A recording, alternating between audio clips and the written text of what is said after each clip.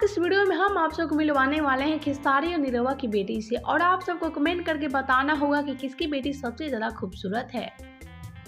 तो वीडियो में आगे बढ़े उससे पहले वीडियो को लाइक कर ले और चैनल को सब्सक्राइब कर ले। और हाँ, अगर आप सब भी हमारे चैनल को सब्सक्राइब नहीं किए हैं तो जल्दी से सब्सक्राइब कर ले। तो चलिए वीडियो में आगे बढ़ते हुए आपसे बताते हैं कि सुपरस्टार की बेटी है सबसे ज़्यादा खूबसूरत। तो सबसे पहले बात कर लेते हैं खेसारी की बेटी के बारे में। तो आपको बता दें खेसारी की बेटी का नाम है कृति यादव। कृति दिखने में काफी समझदार और ऐसे में खेसारी की बेटी कृति फिल्म में भी काम कर चुकी है और ऐसे में कृति मीडिया के सामने भी आती है और साथ ही कृति सोशल मीडिया पर भी काफी ज्यादा एक्टिव रहती है। अब बात कर लेते हैं निरहुआ की बेटी के बारे में। निरहुआ की बेटी ना तो मीडिया के सामने आती है और ना ही कहीं इवेंट में दिखाई देती है, लेकिन ऐसे में निरहुआ की बेटी दिखने में काफी खूबसूरत है।